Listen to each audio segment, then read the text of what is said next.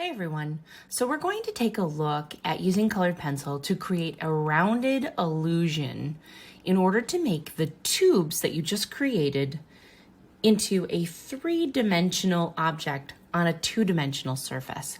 So the two-dimensional surface means that the paper is flat. It has height and it has width. We are going to try to make it look as though it also now has the third dimension, which is depth. We're going to make these tubes look like they come out at you. And in order to make that rounded illusion, we want to make sure we have a highlight that travels down the center of each of the tubes that you created. So that should be where you put your brightest color. I'm going to set down a piece of practice paper so that I don't smudge my pencil. And I'm going to work on this section within this tube. I've already chosen that I'm going to use warm colors, working from my brightest color in the center, moving and transitioning into my next brighter color, actually darker, and then moving into my red, which would be my deepest color for this tube. Okay, so I'm going to start using colored pencils a little bit differently than I have in the past. Knowing that we're in 7th and 8th grade, we're going to try a more advanced technique with our colored pencils. So I'm going to put in my yellow where I'd like my yellow to be. I'm not pressing hard. Instead of actually pressing hard like you used to, we're going to put layer upon layer upon layer of our yellow to make it more vibrant, more brilliant. I'm going to work my yellow out further than I'd like it to show. As I'm working further out, I'm just putting a single layer or maybe a double layer out further. The reason I'm doing that is so that I can overlap the color I'm transitioning into, and this would be orange. So I have started with my yellow. I have probably 3 layers here, and I've put a couple layers here. I'm going to very lightly, very little pressure, put on 1 layer of my orange. The reason I'm doing it in layers is so that I'm not burnishing the fibers of the paper. If I press too hard at this point, I will deposit more wax than I really want on the paper. Wax won't allow me to transition into another color. It just kind of makes it shiny and more intense and vibrant, which is great, but not for the purpose of what we're doing in this project. We want to transition from the yellow into the orange and then into the red so that it looks like it gets deeper and darker as it moves out to the edge. So I am overlapping my orange on top of my yellow, continuing into just orange, and then doing a light layer or a single layer further out than I want it to be. This will help with my transition, and I will have to go over it more than once. I'm going to pull up my red now. I'm going to overlap where my orange ended. I'm using kind of an oval movement with my pencil. I'm not putting a lot of pressure on. I'm more concerned about putting layers of colored pencil on. Here on the edge of my tube, I'm just going to maybe make a straight line and then move in. So I'm still making that oval movement, and it's still going within the curve of the section of the tube. So just in case you happen to see pencil lines through, you want to make sure that they're in the direction that the tube section is. It just makes it blend, and it also rounds it out, creates that illusion of roundness. I'm going to start on this edge.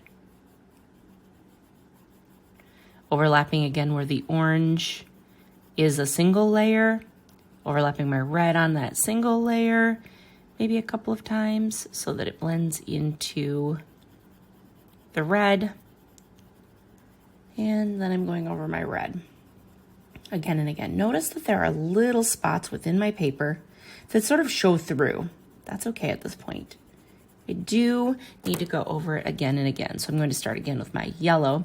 This time, I'm going to make sure that it's all blending the way I want to. And in order to make it more intense, I'm going to go over it 2 or 3 more times. And again, I'm still going over where I want it to overlap my orange to transition into that orange. So I'm going from yellow to a yellow orange, to an orange, to an orange red, layer upon layer, and a little more pressure will allow me to compress those fibers because I do have it the value that I want it. I can't press until I have it the value that I want it. And when I am pressing, it's actually considered burnishing. Burnishing all those fibers of the paper using this wax of the colored pencil.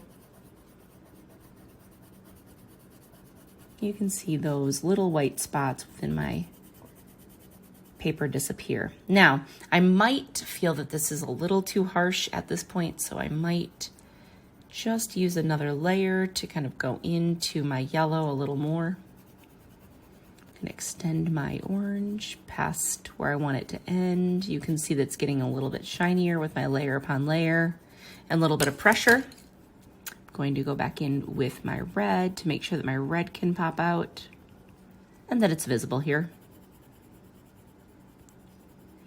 Now, to get the depth into these edges, I am going to use a blue, and I'm going to kind of push it in right at the edges in the corner and bring it in that curved motion so it's still, again, in the curve of the section of the tube to make it more believable. And this is creating the optical illusion of the depth piece of it. I might even want to go even darker right along that edge, so it is a little more believable. When I see that it really works here and then I don't have it here, I can always go back and add it here a little more.